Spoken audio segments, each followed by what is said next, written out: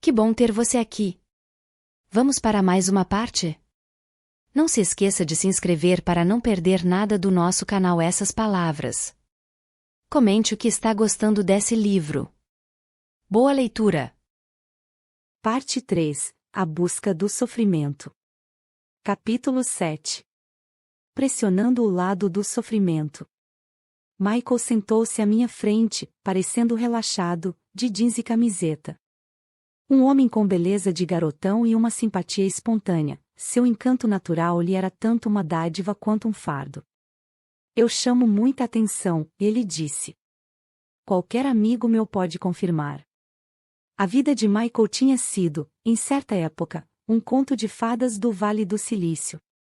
Depois de se formar na faculdade, ele ganhou milhões no mercado imobiliário. Aos 35 anos, era fabulosamente rico, bonito de dar inveja, e estava feliz, casado com a mulher que amava. Mas ele tinha outra vida que logo iria desfazer tudo pelo que havia se esforçado. Sempre fui um cara com energia, procurando qualquer coisa que me estimulasse. A cocaína era a mais óbvia, mas o álcool também tinha esse efeito.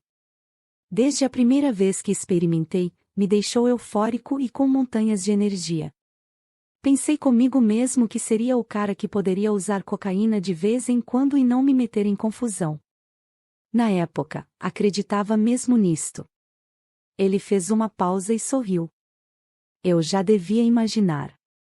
Quando minha esposa me disse que a única maneira de salvar nosso casamento seria enfrentar a minha dependência, nem hesitei. Queria ficar com ela. Queria o casamento. A única possibilidade era a reabilitação. Para Michael, o difícil não foi largar a cocaína, foi imaginar o que fazer a seguir. Depois de largar, ele foi tomado por todas as emoções negativas que andara mascarando com drogas. Quando não estava se sentindo triste, zangado e envergonhado, não sentia nada de nada, o que, possivelmente, era pior. Então, ele se deparou com algo que lhe deu esperança. Na primeira vez que aconteceu, foi por acaso, ele me contou. Eu vinha fazendo aulas de tênis de manhã bem cedinho, uma maneira de me distrair nos primeiros dias de abstinência. Mas uma hora depois da prática e da choveirada, eu ainda ficava suando. Comentei com meu professor de tênis, e ele sugeriu tentar uma choveirada fria. Foi um pouco dolorosa, mas apenas por alguns segundos, até meu corpo se acostumar. Quando saí, me senti surpreendentemente bem, como se tivesse tomado uma boa xícara de café. Nas 2 semanas seguintes, comecei a notar que meu humor melhorava depois de uma ducha fria. Pesquisei sobre terapia de água fria na internet e encontrei uma comunidade de pessoas que tomam banho gelado. Pareceu meio louco, mas eu estava desesperado. Seguindo as orientações delas, passei de choveiradas frias a encher a banheira com água fria e me enfiar dentro. Isso funcionou ainda melhor, então acrescentei gelo à água da banheira, para baixar ainda mais a temperatura, por volta de 12 graus Celsius. Entrei numa rotina de me enfiar na água gelada por 5 a 10 minutos toda manhã e novamente logo antes de ir para a cama. Fiz isto diariamente pelos 3 anos seguintes. Foi fundamental para a minha recuperação. Qual é a sensação de se enfiar na água fria? Perguntei. Tenho aversão por água fria e não poderia tolerar aquelas temperaturas nem por alguns segundos. Nos primeiros 5 a 10 segundos, meu corpo fica gritando: pare, você está se matando. É doloroso a esse ponto. Posso imaginar. Mas penso que é um tempo limitado, e vale a pena. Depois do choque inicial, minha pele fica entorpecida. Assim que saio, sinto-me eufórico. É exatamente como tomar uma droga por diversão, por exemplo êxtase ou analgésicos. Incrível. Me sinto ótimo durante horas. Durante a maior parte da história humana, as pessoas se banharam em água fria. Só os que viviam perto de uma fonte natural quente podiam, regularmente, desfrutar um banho quente. Não é de se estranhar que as pessoas, então, ficassem mais sujas. Os antigos gregos desenvolveram um sistema de aquecimento para banhos públicos, mas continuaram a defender o uso de água fria para tratar diversas enfermidades. Na década de 1920, um fazendeiro alemão chamado Vincenz Priesnitz incentivou o uso da água gelada para curar todo tipo de problemas físicos e psicológicos. Chegou a ponto de transformar sua casa em um sanatório para tratamento com água gelada. Desde o aparecimento do encanamento e do aquecimento modernos, os banhos e as duchas quentes tornaram-se a norma, mas ultimamente a imersão em água gelada voltou a ficar popular. Atletas de endurance afirmam que a água gelada acelera a recuperação muscular. O Sotite Chover, também chamada de chuveirada James Bond por ser um hábito do agente 007 nos romances de Ian Fleming, está novamente popular e consiste em terminar uma ducha quente com, no mínimo, 1 minuto de ducha fria. Gurus que emergem em água gelada, como o holandês Wim Hof, tornaram-se celebridades pela capacidade de permanecer por horas seguidas em temperaturas quase congelantes. Cientistas da Universidade Carolina, em Praga, publicaram no European Journal of Applied Psychology um experimento no qual 10 homens foram voluntários para submergir, com a cabeça para fora, em água gelada, 14 graus Celsius, durante 1 hora. Usando amostras de sangue, os pesquisadores mostraram que as concentrações de dopamina no plasma, sangue, aumentaram 250%, e que as concentrações de norepinefrina aumentaram 530%, como resultado da imersão em água gelada. A dopamina aumentou gradual e progressivamente durante o banho gelado e permaneceu elevada por 1 hora depois do seu término. A norepinefrina aumentou precipitadamente nos primeiros 30 minutos, estabilizou-se nos 30 minutos finais e caiu para 1/3 na hora seguinte, mas permaneceu elevada bem acima do patamar mesmo na segunda hora depois do banho. Os níveis de dopamina e de norepinefrina resistiram bem além do próprio estímulo doloroso, o que corrobora a declaração de Michael: logo depois que saio, me sinto ótimo durante horas. Outros estudos que examinaram os efeitos cerebrais da imersão em água gelada em humanos e animais mostram elevações semelhantes em neurotransmissores de monoaminas, dopamina, norepinefrina, serotonina, os mesmos neurotransmissores que regulam o prazer, a motivação, o humor, o apetite, o sono e a prontidão. Além dos neurotransmissores, demonstrou-se que o frio extremo em animais promove crescimento neuronal, o que é ainda mais notável, uma vez que se sabe que os neuroníons alteram sua microestrutura em reação a apenas um pequeno conjunto de circunstâncias. Christina G. von der Rohe e seus colegas estudaram os cérebros de esquilos terrestres hibernados. Durante a hibernação, tanto a temperatura corporal quanto a do cérebro caem de 0,5 graus Celsius a 3 graus Celsius. Em temperaturas congelantes, os neuroníons de esquilos terrestres hibernados parecem árvores espigadas com poucos galhos, dendritos, e ainda menos folhas, microdendritos.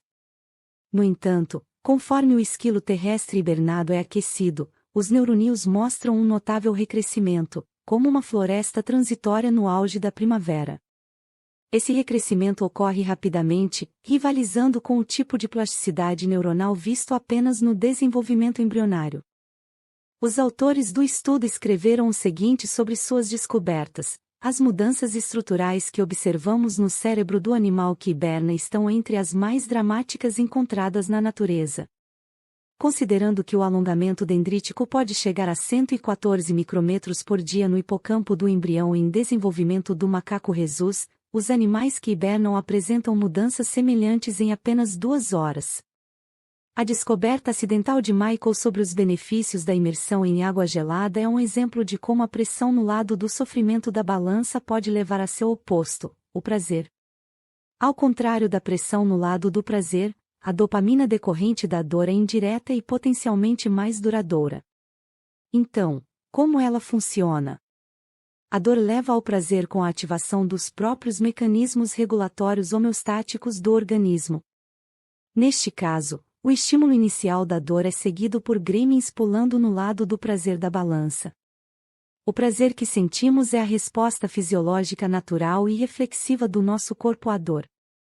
A mortificação da carne de Martinho Lutero por meio do jejum e do autoflagelo deve tê-lo deixado um pouquinho eufórico, ainda que fosse por motivos religiosos. Com intermitente exposição à dor, nosso ponto natural de ajuste hedônico pesa para o lado do prazer, tanto que, com o tempo, ficamos menos vulneráveis à dor e mais aptos a sentir prazer. No final da década de 1960, cientistas conduziram uma série de experimentos em cachorros, 3 que, devido à óbvia crueldade dos experimentos, não seriam permitidos hoje, mas mesmo assim proporcionaram importantes informações sobre homeostase cerebral, ou equilíbrio da balança. Depois de ligar as patas traseiras do cachorro a uma corrente elétrica, os pesquisadores observaram: o cachorro pareceu apavorado nos primeiros choques. Guinchava e se debatia, suas pupilas dilataram, os olhos saltaram, o pelo arrepiou-se, as orelhas deitaram-se para trás, o rabo enrolou-se entre as pernas. Foram vistas defecação e urinação expulsivas, juntamente com muitos outros sintomas de intensa atividade do sistema nervoso autônomo. Depois do primeiro choque, quando o cachorro foi liberado das correias, ele se moveu lentamente pela sala, parecendo furtivo, hesitante e arredio.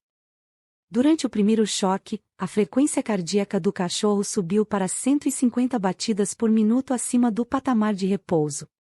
Quando o choque terminou, a frequência cardíaca caiu para 30 batidas abaixo da linha básica durante um minuto completo. Com os choques elétricos subsequentes, seu comportamento mudou gradualmente. Durante os choques, os sinais de terror desapareceram. Em vez disto, o cachorro pareceu dolorido, incomodado ou ansioso, mas não apavorado. Por exemplo, ele gania, em vez de gritar, e não urinou mais, nem defecou ou se debateu. Depois, quando solto repentinamente ao final da sessão, o cachorro correu por ali, pulou nas pessoas, abanou o rabo, no que chamamos, no momento, um ataque de alegria. Com os choques subsequentes, a frequência cardíaca do cachorro subiu apenas levemente acima do patamar de repouso, e apenas por alguns segundos. Terminado o choque, a frequência cardíaca diminuiu fortemente para 60 batidas por minuto abaixo do patamar de repouso, o dobro da primeira vez. Levou 5 minutos completos para que a frequência cardíaca voltasse ao patamar de repouso. Com repetidas exposições a estímulos dolorosos, o humor do cachorro e a frequência cardíaca adaptaram-se igualmente. A reação inicial, dor, ficou mais curta e mais fraca. A reação posterior, prazer, ficou mais longa e mais forte. Dor transformada em hipervigilância transformada em um ataque de alegria.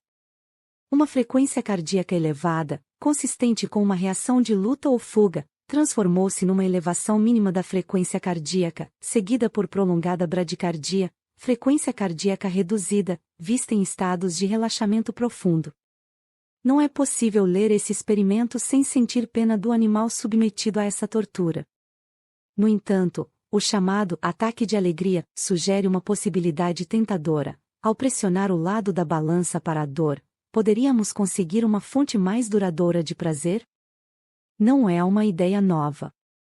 Antigos filósofos observaram um fenômeno semelhante. Sócrates, como foi registrado por Platão em Razões de Sócrates para não temer a morte, refletiu sobre a relação entre sofrimento e prazer, mais de 2000 anos atrás. Como parece estranha essa coisa que os homens chamam prazer. E como, curiosamente, está relacionada com o que é pensado como seu oposto, o sofrimento. Os dois nunca serão encontrados juntos em um homem e, no entanto, se buscar um deles e o obtiver, está quase fadado a sempre receber também o outro, exatamente como se ambos estivessem ligados a uma mesma cabeça. Onde quer que um se encontre, o outro segue atrás. Assim, no meu caso, já que senti dor na minha perna por causa dos grilhões, parece que o prazer veio em seu encalço.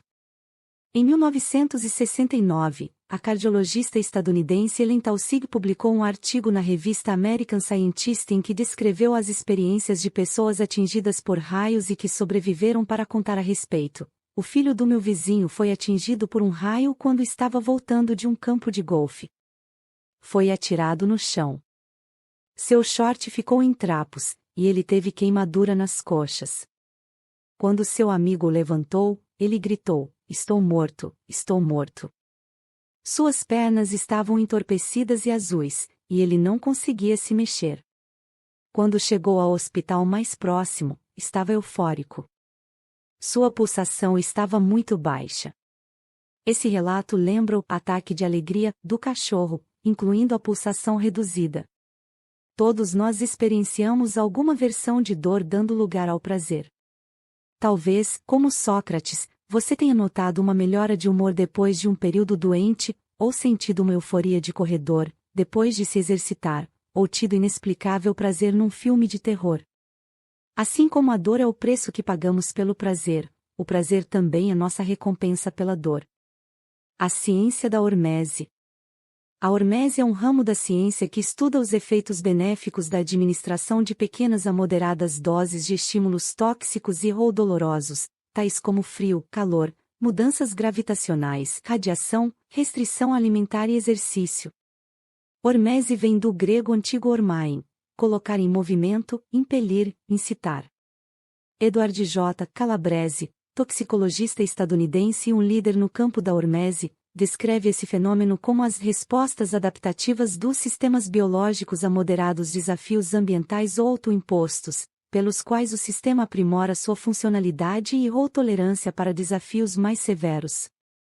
Minhocas expostas a temperaturas acima dos seus preferidos 20 graus Celsius, 35 graus Celsius durante 2 horas, viveram 25% de tempo a mais e tiveram 25% a mais de probabilidade de sobreviver a temperaturas altas subsequentes do que as minhocas não expostas. Mas o calor em excesso não foi bom.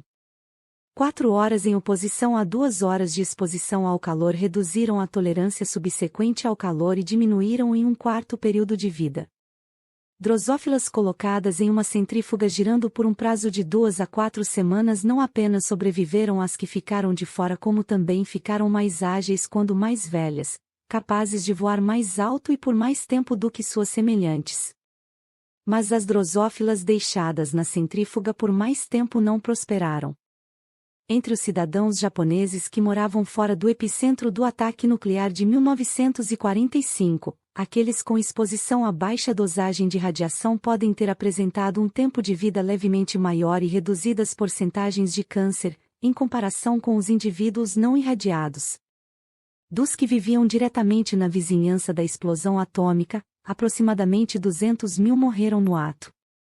Os autores teorizaram que um estímulo em baixa dosagem de reparo de danos no DNA, a remoção de células anômalas via apoptose, a morte celulares e eliminação das células cancerosas via imunidade estimulada anticâncer, estão no cerne dos efeitos benéficos da radiação hormese. Observe que essas descobertas são controversas, contestadas por um ensaio subsequente, publicado na prestigiosa revista Lancet.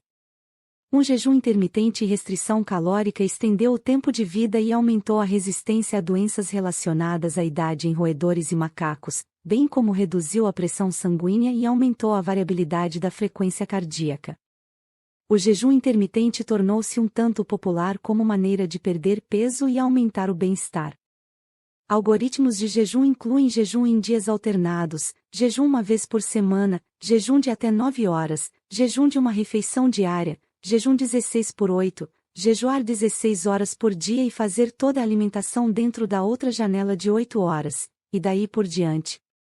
Jimmy Kimmel, famoso apresentador de programa de entrevistas, pratica o jejum intermitente. Algo que venho fazendo há uns 2 anos é passar fome 2 dias por semana. Às segundas e quintas-feiras, como menos de 500 calorias por dia, depois nos outros 5 dias como feito um porco. Você a surpreende ao corpo, deixa ele pensando. Não faz muito tempo, esse tipo de comportamento poderia ser considerado um transtorno alimentar. Pouquíssimas calorias é algo prejudicial por motivos óbvios. Mas hoje, em alguns círculos, jejuar é considerado normal e até saudável. E quanto a exercícios? O exercício é imediatamente tóxico para as células, causando aumento de temperatura, presença de oxidantes nocivos e falta de oxigênio e glicose. No entanto, a evidência esmagadora é de que o exercício faz bem para a saúde, e que a falta de exercício, principalmente combinada com uma alimentação sedentária crônica, comer demais o dia todo, é mortal. O exercício aumenta muitos dos neurotransmissores envolvidos na regulação de um humor positivo: dopamina, serotonina, norepinefrina, epinefrina, endocannabinoides e peptídeos opioides endógenos, endorfinas. O exercício contribui para o nascimento de novos neuroníons e de células gliais de suporte. O exercício até reduz a probabilidade do uso de drogas e de se tornar dependente. Quando os ratos tinham acesso a uma roda de corrida 6 semanas antes de ganhar livre acesso à cocaína, eles se autoadministravam a cocaína mais tarde e com menos frequência do que os ratos que não tinham antecipadamente se exercitado na roda. A descoberta tem sido replicada com heroína, metanfetamina e álcool. Quando o exercício não é voluntário, e sim forçado no animal, ainda resulta num consumo voluntário reduzido da droga. Em seres humanos, grandes quantidades de atividade física no final do ensino fundamental, durante o ensino médio e no começo da vida adulta prevêem níveis mais baixos de uso de drogas. Já foi demonstrado também que o exercício ajuda quem já é dependente a parar ou reduzir. A importância da dopamina para os circuitos motores tem sido registrada em cada filo animal em que tem sido investigada.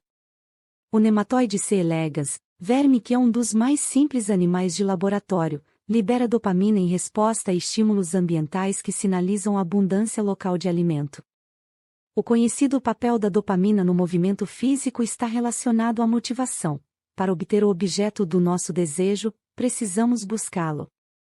É claro que o fácil acesso atual à dopamina não exige que deixemos o sofá. Segundo relatórios de pesquisa, o estadunidense típico de hoje passa sentado metade do tempo em que fica acordado, 50% a mais do que 50 anos atrás. Dados de outras nações ricas do globo são comparáveis. Quando pensamos que, antes, percorríamos dezenas de quilômetros diariamente para competir por um suprimento de comida limitado, os efeitos adversos de nosso estilo de vida moderno e sedentário são devastadores. Às vezes me pergunto se nossa moderna predileção por nos tornamos adictos é, em parte, impulsionada pela maneira como as drogas nos lembram que ainda temos corpo. Os videogames mais populares apresentam avatares que correm, pulam, escalam, arremessam e voam. O smartphone requer que percorramos páginas e toquemos em telas, explorando sabiamente antigos hábitos de movimento repetitivo, possivelmente adquiridos através de séculos moendo trigo e colhendo frutos silvestres. Nossa preocupação contemporânea com o sexo pode se justificar por ser a última atividade física ainda amplamente praticada. Uma solução para o bem-estar é sairmos do sofá e movimentarmos nossos corpos reais, não os virtuais. Como digo a meus pacientes, caminhar pelo bairro, nem que seja apenas 30 minutos por dia, pode fazer diferença. Isso porque a evidência é incontestável. O exercício tem um efeito mais positivo, profundo e contínuo no humor, na ansiedade, na cognição, na energia e no sono do que qualquer comprimido que eu possa receitar. Mas a busca do sofrimento é mais difícil do que a busca do prazer, porque vai contra o nosso reflexo inato de evitar sofrimento e buscar prazer. Fora que exige a nossa capacidade cognitiva, ou seja, temos que nos lembrar de que sentiremos prazer depois do sofrimento e somos consideravelmente amnésicos quanto a esse tipo de coisa. Sei que tenho que reaprender as lições de sofrimento toda manhã, enquanto me obrigo a sair da cama e fazer exercício. Buscar sofrimento em vez de prazer é também contracultural, indo de encontro a todas as mensagens de bem-estar que permeiam tantos aspectos da vida moderna. Buda ensinou sobre encontrar o caminho do meio entre sofrimento e prazer, mas mesmo o caminho do meio tem sido adulterado pela tirania da conveniência. Sendo assim, temos que procurar o sofrimento e convidá-lo a fazer parte da nossa vida. Dor para tratar dor. A administração intencional de dor para tratar dor existe, no mínimo, desde os tempos de Hipócrates, que escreveu em seus aforismos em 400 a.C., de duas dores que ocorram juntas, não na mesma parte do corpo, a mais forte enfraquece a outra. A história da medicina está repleta de exemplos do uso de estímulos dolorosos ou nocivos para tratar estados dolorosos de doenças. Às vezes chamados de terapias heroicas, ventosas, bolhas, cauterização, mochabustão, tratamentos dolorosos eram amplamente administrados antes de 1900. A popularidade das terapias heroicas começou a declinar no século XX, quando os médicos descobriram a terapia com drogas. Com o advento da farmacoterapia, a dor no tratamento da dor começou a ser vista como uma espécie de charlatanismo. Mas conforme as limitações e malefícios da farmacoterapia passaram para primeiro plano nas décadas recentes, tem havido um ressurgimento de interesse em terapias não farmacológicas, incluindo tratamentos dolorosos. Em 2011, em um artigo no importante periódico médico, Christian Sprenger e seus colegas da Alemanha apresentaram um apoio empírico às antigas ideias de Hipócrates sobre dor. Eles usaram neuroimagens, imagens do cérebro em tempo real, para estudar os efeitos do calor e de outros estímulos dolorosos, aplicados nos braços e nas pernas de 20 homens jovens e saudáveis. Descobriram que a experiência subjetiva de dor, causada por um estímulo inicial doloroso, era diminuída com a aplicação de um segundo estímulo doloroso. Além disso, a naloxona, um bloqueador de receptor de opioide, impediu esse fenômeno, sugerindo que a aplicação de dor dispara os opioides endógenos, aqueles produzidos pelo próprio organismo. Liu Xian, professor na Academia de Medicina Tradicional Chinesa, em Beijing, publicou um estudo em 2001 no Chinese Science Bulletin, revisitando a centenária prática de acupuntura e recorrendo à ciência moderna para explicar como ela funciona. Argumentou que a eficácia da acupuntura é mediada através da dor, com a inserção de agulha como principal procedimento. O agulhamento, que pode danificar o tecido, é uma estimulação nociva que induz dor, inibindo uma grande dor com uma dor menor. O bloqueador de receptor de opioide naltrexona está sendo explorado, atualmente, como tratamento médico para dor crônica. A ideia é que, bloqueando os efeitos de opioides, inclusive daqueles que produzimos, endorfinas, enganamos nosso corpo para que ele produza mais opioides como resposta adaptativa. Em um estudo, 28 mulheres com fibromialgia ingeriram um comprimido diário de baixa dosagem de naltrexona, 4,5 mg, durante 12 semanas e um comprimido de açúcar, placebo, durante 4 semanas. A fibromialgia é um estado de dor crônica de etiologia desconhecida, com a possibilidade de estar relacionada a um patamar inato mais baixo do indivíduo na tolerância da dor. O estudo foi duplo cego, ou seja, nem as mulheres participantes do estudo nem a equipe médica sabiam que comprimido elas estavam tomando. Cada mulher recebeu um computador portátil para registrar sua dor, seu cansaço e outros sintomas diariamente, e elas continuaram a registrar seus sintomas durante 4 semanas após terem parado de ingerir as cápsulas. Os autores do estudo relataram que participantes experimentaram uma redução significativamente maior em seus níveis de dor, enquanto estavam tomando o LDN a baixa dosagem de naltrexona, em comparação com o placebo. Elas também relataram uma melhora geral de satisfação com a vida e melhora de humor, enquanto tomavam LDN. Desde o começo dos 1900, tem-se aplicado eletricidade no cérebro para o tratamento de doença mental.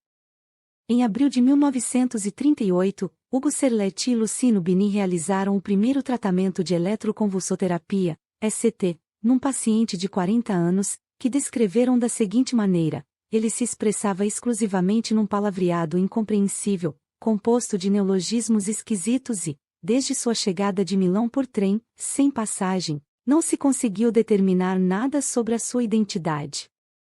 Quando Serletti e Bini aplicaram eletricidade no cérebro do paciente pela primeira vez, observaram um pulo súbito do paciente em sua cama, com um enrijecimento bem curto de todos os músculos. Depois, imediatamente desabou na cama, sem perder a consciência. O paciente logo começou a cantar bem alto, depois se calou. Ficou evidente por nossa experiência com cães que a voltagem tinha sido baixa demais. Serletti e Bini questionaram se deveriam aplicar mais um choque, numa voltagem maior. Enquanto conversavam, o paciente gritou, numa seconda: mortífera. De novo não. Vai me matar. Apesar dos protestos, eles aplicaram um segundo choque, como se fosse uma advertência para, da próxima vez, pensar 2 vezes antes de chegar em Milão sem uma passagem de trem ou uma identidade verificável. O ano era 1938. Depois de o paciente ter se recuperado do segundo choque, Serlet e Bini observaram-no sentar-se por conta própria, olhar ao redor calmamente com um sorriso vago, como se perguntasse o que era esperado dele. Perguntei-lhe o que anda acontecendo com você. Ele respondeu sem usar o palavreado sem nexo. Não sei, vai ver que andei dormindo.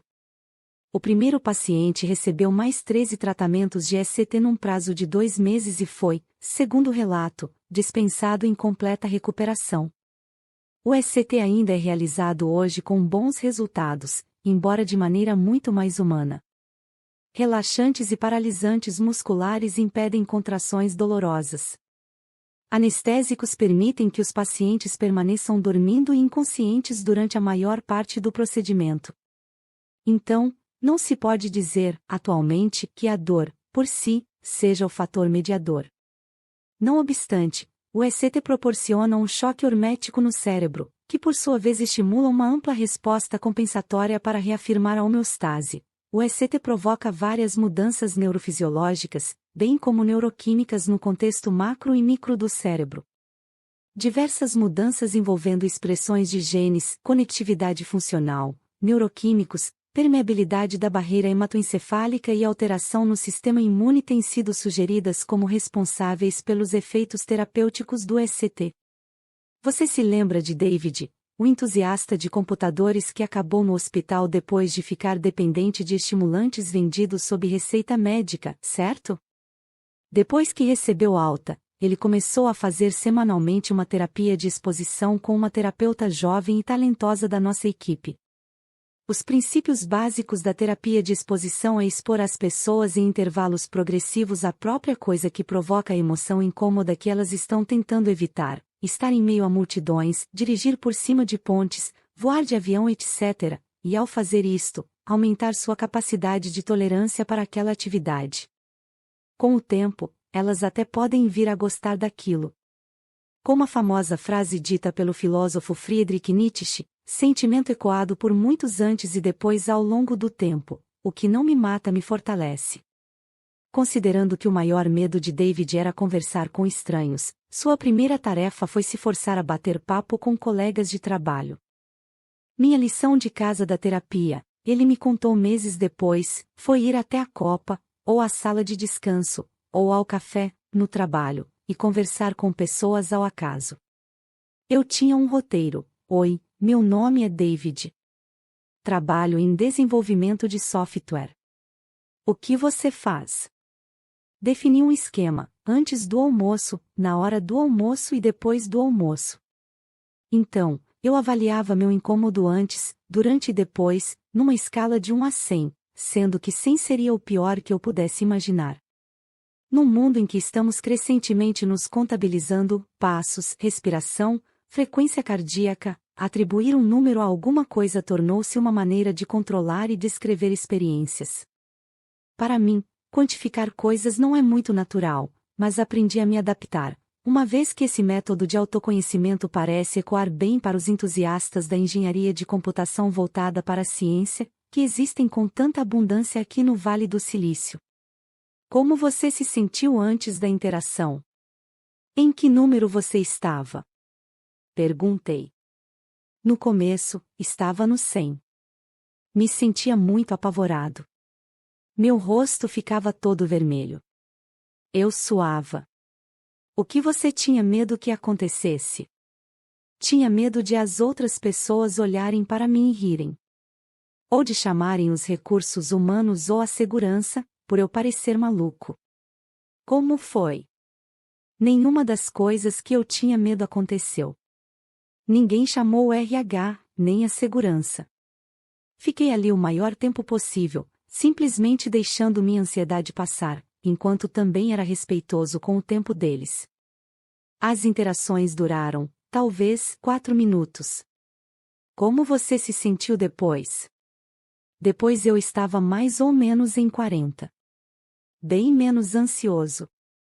Então, fiz isso 3 vezes por dia, durante semanas, e com o tempo foi ficando mais fácil. Aí, me pus à prova com pessoas fora do trabalho. Me conte. Na Starbucks, bati papo de propósito com o barista. Nunca teria feito isto no passado. Sempre pedia pelo aplicativo para evitar interagir com alguém. Mas dessa vez fui até o balcão e pedi meu café. Meu maior medo era dizer ou fazer alguma coisa idiota. Eu estava indo bem até derrubar um pouquinho de café no balcão. Fiquei muito constrangido. Quando contei para minha terapeuta, ela me disse para fazer aquilo de novo, derrubar o café, só que de propósito. Na próxima vez em que eu fui a Starbucks, derrubei meu café de propósito. Fiquei ansioso, mas me acostumei. Por que você está sorrindo? Quase não consigo acreditar em como a minha vida está diferente agora. Estou menos na defensiva. Não tenho que planejar antecipadamente para evitar interagir com as pessoas. Consigo entrar no metrô lotado e não chegar atrasado ao trabalho por ter esperado o próximo, e o outro depois daquele. Realmente gosto de encontrar pessoas que nunca mais vou ver. Em um exame de imagem do cérebro, descobriu-se que Alex Honnold, alpinista famoso por escalar sem cordas o paredão do El Capitan, no Parque Nacional de Yosemite, na Califórnia, tem ativação da amígdala abaixo do normal. Para a maioria de nós, a amígdala é uma área do cérebro que se acende em um aparelho de ressonância magnética funcional, quando olhamos para imagens assustadoras. Os analistas que estudaram o cérebro de Honnold especularam que ele teria nascido com menos medo inato do que outras pessoas, o que, por sua vez, permitiu-lhe, segundo suposições, realizar feitos sobre-humanos em escaladas. Mas o próprio Honnold discordou dessa interpretação. Fiz muitas escaladas sozinho e trabalhei tanto na minha capacidade de escalar, que minha zona de conforto é bem ampla. Então, essas coisas que faço e parecem bem extraordinárias, para mim parecem normais. A explicação mais provável para as diferenças cerebrais de Honnold é o desenvolvimento de tolerância ao medo através de uma neuroadaptação. Meu palpite é que o cérebro dele não era diferente do cérebro médio, em termos de sensibilidade ao medo. A diferença é que, ao longo dos anos de escalada, Honnold treinou o cérebro a não reagir a estímulos temerosos. É preciso muito mais para assustá-lo do que para a pessoa comum, porque ele progressivamente se expôs a atividades que desafiavam a morte. Destaque-se que Honnold quase teve um ataque de pânico ao entrar num aparelho de ressonância magnética funcional, para obter imagens do seu cérebro destemido, o que também nos diz que a tolerância ao medo não se verifica, necessariamente, em todas as experiências. Alex Honnold e meu paciente David vêm escalando diferentes trechos da mesma montanha do medo. Assim como o cérebro de Honnold adaptou-se a escalar a face rochosa sem cordas, David desenvolveu as calosidades mentais que o capacitaram a tolerar ansiedade e ganhou uma sensação de confiança e competência em relação a si mesmo e sua habilidade de viver no mundo. Dor no tratamento de dor. Ansiedade no tratamento de ansiedade. Essa abordagem é contraintuitiva e exatamente oposta ao que nos ensinaram nos últimos 150 anos sobre como lidar com doença, aflição e desconforto. Dependente da dor. Com o tempo, percebi que quanto mais dor sentia com o choque inicial da água fria, maior a euforia depois, disse Michael. Então, comecei a encontrar meios de aumentar o desafio. Comprei um freezer horizontal, que nada mais é do que um container com uma tampa e resistências internas de resfriamento, e enchia-o com água toda noite. De manhã, havia uma fina camada de gelo na superfície, e a temperatura era próxima de 0 graus Celsius. Antes de entrar, precisava quebrar o gelo. Então, li que o corpo aquece a água depois de alguns minutos a não ser que a água esteja em movimento, como um rodamuinho. Comprei um motor para pôr dentro do banho de gelo. Assim, poderia manter temperaturas quase congelantes, enquanto estivesse dentro. Também comprei um protetor de colchão hidroelétrico para minha cama, que eu mantinha nas temperaturas mais baixas, cerca de 13 graus Celsius. Michael parou de falar abruptamente e olhou para mim com um sorriso torto. Uau! Enquanto estou contando, percebi que soa como uma dependência. Em abril de 2019, o professor Alan Rosenwasser da Universidade do Maine me mandou um e-mail, procurando uma cópia de um capítulo que eu e uma colega tínhamos publicado recentemente sobre a função do exercício no tratamento da dependência. Eu e ele nunca tínhamos nos encontrado. Depois de obter permissão com o editor, enviei-lhe o capítulo. Cerca de uma semana depois, ele voltou a escrever, desta vez com o seguinte: agradeço por compartilhar. Notei que você não abordou a questão de se a roda de corrida em camundongos e ratos é um modelo para exercício voluntário ou exercício patológico, dependência de exercício. Alguns animais alojados em rodas exibem o que poderia ser considerado níveis excessivos de corrida, e um estudo demonstrou que roedores silvestres usarão uma roda de corrida deixada ao ar livre no meio ambiente. Fiquei fascinada e escrevi de volta imediatamente. Seguiu-se uma série de conversas em que o Dr. Rosenwasser, que passou os últimos 40 anos estudando ciclos circadianos, ensinou-me sobre rodas de corrida. Quando esse trabalho começou a ser feito, Rosenwasser me contou, deduziu-se, erradamente, que as rodas de corrida eram uma maneira de monitorar a atividade espontânea dos animais, repouso versus movimento. Em algum momento, as pessoas se deram conta de que as rodas de corrida não são inertes. São interessantes por si só. Um dos pontapés foi a neurogênese hipocampal adulta. Isto se refere à descoberta, algumas décadas atrás, de que, ao contrário do que se ensinou anteriormente, os seres humanos podem gerar novos neurônios no cérebro durante a maturidade e a velhice. Depois que as pessoas aceitaram o fato de que nascem novos neurônios e que eles se integram ao circuito neural, Rosenwasser continuou: uma das maneiras mais fáceis de estimular neurogênese foi com uma roda de corrida, mais potente do que ambientes estimulantes a labirintos complexos, por exemplo. Isso levou a toda uma era de pesquisa das rodas de corrida. Acontece que as rodas de corrida são regidas pelos mesmos circuitos endopioides e endocannabinoides de dopamina que acionam o uso compulsivo de droga. É importante saber que as rodas de corrida não são necessariamente um modelo para um estilo de vida saudável. Em resumo, as rodas de corrida são uma droga. Camundongos dentro de um labirinto complexo, com 230 metros de túneis, incluindo água, comida, material de escavação e ninhos, em outras palavras, uma grande área com muitas coisas interessantes para fazer, bem como uma roda de corrida, passarão grande parte do tempo na roda, e deixarão inexplorados grandes segmentos do labirinto. Depois que os roedores começam a usar a roda de corrida, é difícil pararem. Os roedores correm distâncias muito maiores em uma roda de corrida do que em uma esteira plana, ou em um labirinto, e também muito mais do que fariam durante a locomoção normal em ambientes naturais. Roedores engaiolados com acesso a uma roda de corrida correrão até seus rabos ficarem permanentemente curvados para cima e em direção à cabeça, adquirindo o formato da roda. Quanto menor a roda, mais fechada a curva do rabo. Em alguns casos, os ratos correm até morrer. A localização, a novidade e a complexidade da roda de corrida influenciam seu uso. Camundongos silvestres preferem rodas quadradas a circulares, e rodas com obstáculos a rodas sem obstáculos. Eles exibem uma quantidade notável de coordenação e habilidade acrobática nas rodas de corrida. Assim como os adolescentes num parque de skate, eles são levados repetidamente até quase o topo, rodando para frente ou para trás, correndo do lado de fora da roda na parte superior, ou em cima da parte externa da roda, enquanto usam o rabo para se equilibrar. C.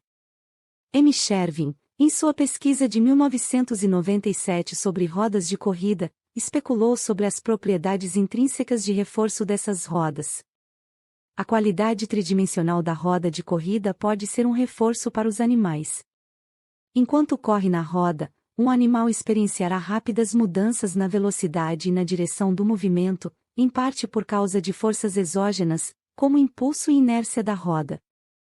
Esta experiência pode servir de reforço, semelhante ao que acontece com alguns humanos que gostam de atrações no parque de diversão, especialmente as de movimento no plano vertical. Tais mudanças no movimento do animal são improváveis de serem vivenciadas em circunstâncias naturais. Johanna Meijer e Yuri Roberts do Centro Médico da Universidade Leiden, na Holanda, colocaram uma roda de corrida numa área urbana, onde vivem camundongos silvestres, e outra numa duna não acessível ao público. Em cada um desses lugares, colocaram também uma câmera de vídeo para registrar todo animal que visitasse as gaiolas no prazo de 2 anos. O resultado foram centenas de casos de animais usando as rodas de corrida. A observação mostrou que camundongos silvestres correm nas rodas o ano todo na área verde urbana, aumentam o uso gradualmente no final da primavera e chegam ao pico no verão. Já nas dunas, aumentam o uso do meio para o final do verão, alcançando um pico no final do outono. O uso das rodas não se limitou aos camundongos silvestres. Também musaraños, ratos, caramujos, lesmas e sapos se aproveitaram do aparelho, e a maioria deles demonstrou um envolvimento intencional e proposital com a roda. Os autores concluíram que a roda de corrida pode ser experienciada como gratificação, mesmo sem a associação de recompensa de comida, sugerindo a importância dos sistemas de motivação que não têm relação com alimentos. Esportes extremos, paraquedismo em queda livre, skidiving, kitesurf, asa delta, corrida de trenó, esqui alpino, saltboard, caiaque em cachoeira, escalada no gelo, ciclismo cross-country, bungee jump, base jump, voo com wingsuit, atuam intensamente e com rapidez no lado do sofrimento da balança prazer-sofrimento. Um sofrimento a medo intenso, combinado com uma descarga de adrenalina, cria uma droga potente. Cientistas mostraram que o estresse por si só pode aumentar a liberação de dopamina no circuito de recompensa do cérebro, levando às mesmas mudanças cerebrais vistas com drogas adictivas, como a cocaína e a metanfetamina. Assim como nos tornamos tolerantes a estímulos de prazer com exposição repetitiva, também podemos nos tornar tolerantes a estímulos dolorosos, reconfigurando o nosso cérebro para o lado da dor. Um estudo de skidivers comparado a um grupo de controle, remadores, descobriu que skidivers recorrentes tinham mais probabilidade de experienciar anedonia, uma falta de prazer, em outros aspectos da vida. Os autores escreveram que o paraquedismo em queda livre se assemelha a comportamentos adictivos, e que a frequente exposição a experiências de euforia natural tem relação com a anedonia. Dificilmente eu chamaria pular de um avião a 13.000 pés de altura de euforia natural, mas concordo com a conclusão geral dos autores. O paraquedismo em queda livre pode ser adictivo e pode levar a uma persistente disforia, se realizado repetidamente. A tecnologia permitiu-nos empurrar os limites da dor humana. Em 12 de julho de 2015, o ultramaratonista Scott Jurek quebrou o recorde de velocidade ao correr a trilha dos Apalaches. Ele correu do estado da Geórgia até o estado do Maine, nos Estados Unidos, uma distância de 3.523 quilômetros, em 46 dias, 8 horas e 7 minutos. Para realizar esse feito, apoiou-se na seguinte tecnologia e dispositivos: roupas leves, impermeáveis e resistentes ao calor, tênis de corrida Hermès, um localizador GPS, um relógio GPS, um iPhone, sistemas de hidratação, comprimidos de eletrólitos, bastões para trekking de alumínio dobrável, vaporizadores industriais de água para estimular nebulização, um cooler para resfriar minhas entranhas, uma dieta de 6.000 a 7.000 calorias diárias, e um aparelho pneumático de compressão para massagear as pernas, alimentado por painéis solares no alto da van de apoio, dirigida por sua esposa e equipe. Em novembro de 2017, Lewis nadou 1 quilômetro em águas a menos 3 graus Celsius, perto da Antártida, com nada além do seu traje de banho. Chegar até lá exigiu viajar de avião e por mar desde sua casa na África do Sul até as Ilhas Geórgia do Sul, um território britânico ultramarino. Assim que Pug terminou de nadar, sua equipe levou-o rapidamente para um navio próximo, onde ele foi imerso em água quente e lá ficou por 50 minutos, para trazer sua temperatura corporal interna de volta ao normal. Sem essa intervenção, com certeza ele teria morrido. A escalada do El Capitan por Alex Honnold parece a realização humana definitiva, sem o uso de tecnologia, sem cordas, sem equipamento. Apenas uma pessoa enfrentando a gravidade, numa demonstração de coragem e maestria no desafio da morte. Mas, por todos os relatos, o feito de Honnold não teria sido possível sem as centenas de horas na freireira à rota que ele pegou, ligado a cordas, planejando uma coreografia precisamente ensaiada para cada trecho, memorizando milhares de sequências intrincadas de mãos e pés. A subida de Onold foi filmada por uma equipe profissional de cinema e transformada em um filme assistido por milhões de pessoas, o que assegurou a ele um número massivo de seguidores nas redes sociais e fama mundial. Riqueza e celebridade, outra dimensão de nossa economia da dopamina, contribuem para o potencial adictivo desses esportes extremos. A síndrome do overtraining é uma condição bem descrita, mas mal compreendida entre atletas de resistência, que treinam tanto que chegam a um ponto em que o exercício já não produz as endorfinas antes tão abundantes. Em vez disso, o exercício faz com que se sintam esgotados e disfóricos, como se a balança de recompensa tivesse chegado ao limite e deixado de funcionar, semelhante ao que vimos com meu paciente crise os opioides. Não estou sugerindo que todos que se dedicam a esportes extremos ou de resistência sejam adictos, mas quero frisar que o risco da dependência a qualquer substância ou comportamento aumenta com a intensificação da potência, da quantidade e da duração. Pessoas que se apoiam demais e por muito tempo no lado sofrimento da balança também podem acabar num estado de déficit persistente de dopamina. Excesso de dor, ou uma dor potente demais, pode aumentar o risco de se tornar dependente da dor, algo que presenciei na prática médica. Uma paciente minha correu tanto que desenvolveu fraturas nos ossos da perna, e mesmo assim não parou de correr. Outra paciente cortava a parte interna dos antebraços e das coxas com uma lâmina de barbear, para sentir adrenalina e acalmar as ruminações constantes da mente. Ela não conseguia parar de se cortar, mesmo com o risco de grave cicatrização e infecção. Quando conceitualizo esses comportamentos como adicções e os trato como trataria qualquer paciente com dependência, eles melhoram. Dependente do trabalho. Ser workaholic é um comportamento estimulado pela sociedade.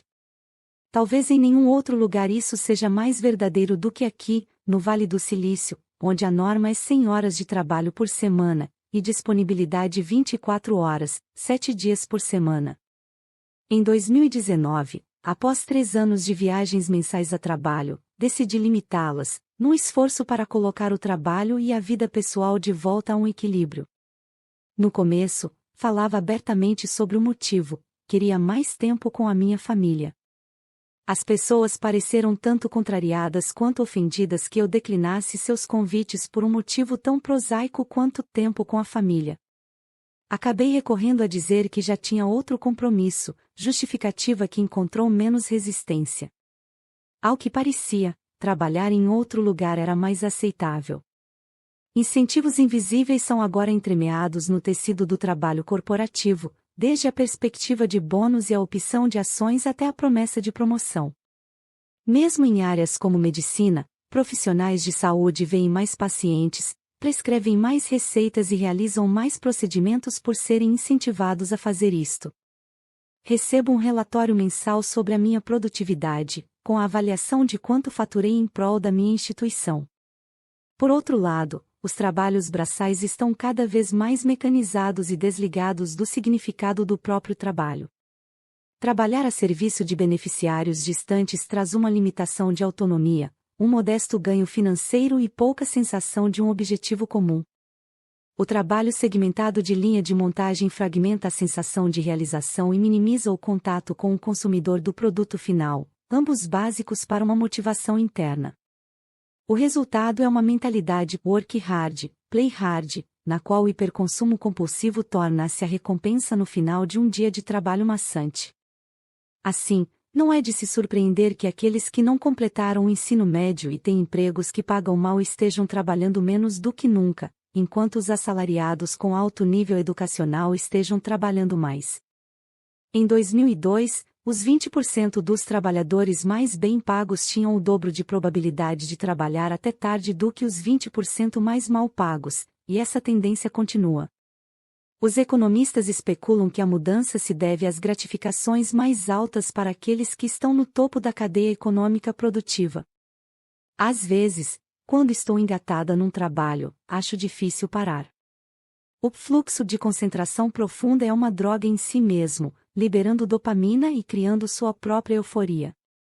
Este tipo de foco obsessivo, embora altamente recompensado nas nações modernas ricas, pode ser uma armadilha quando nos impede de conexões íntimas com amigos e família pelo resto da vida. O veredicto da dor. Como se respondesse à sua própria pergunta sobre ter se tornado dependente da imersão em água fria, Michael comentou: "Nunca perdi o controle. Por 2 ou 3 anos, tomei um banho gelado de 10 minutos toda manhã. Agora já não estou tão nessa quanto costumava. Faço isto, em média, 3 vezes por semana. O que realmente é incrível é que passou a ser uma atividade familiar, e uma coisa que fazemos com amigos. Tomar drogas sempre foi um ato social. Na faculdade, uma porção de pessoas caía pesado. Era sempre todos sentados juntos, em roda, bebendo ou cheirando cocaína. Não faço mais isso. Agora, um casal de amigos nossos vem em casa. Eles também têm filhos, e a gente faz uma reunião em água gelada. Tem um container ajustado por volta de 7 graus Celsius, e todo mundo se reveza, entrando e saindo, alternando com uma banheira quente. Temos um timer e nos incentivamos a entrar, inclusive as crianças. A tendência também se espalhou entre nossos amigos. Esse grupo só de mulheres, no nosso grupo de amigos, vai até a Baía de São Francisco uma vez por semana e entra na água. Elas afundam até o pescoço. A água está entre 10 graus Celsius e 15 graus Celsius. E depois? Sei lá, ele riu. Provavelmente elas saem e comemoram. Nós dois sorrimos. Você disse várias vezes que faz isso para se sentir vivo. Dá para explicar? Realmente não gosto da sensação de estar vivo. As drogas e a bebida eram uma maneira de gostar. Agora não posso mais recorrer a elas. Quando vejo pessoas na farra, ainda sinto um pouco de inveja da fuga que estão conseguindo. Percebo que elas encontram uma trégua. A água fria me lembra que estar vivo pode ser uma sensação boa. Quando consumimos um excesso de dor, ou uma dor muito potente, corremos o risco de um hiperconsumo compulsivo destrutivo. Mas se consumirmos exatamente a quantidade certa, inibindo uma grande dor com uma dor menor, descobrimos o caminho para uma cura hormética, e talvez até um ocasional ataque de alegria. Siga para o próximo vídeo. Link disponível na descrição. Comente o que você está achando. Não se esqueça de se inscrever no canal Essas Palavras e ativar as notificações para não perder os próximos capítulos e livros. Nos vemos nos próximos vídeos.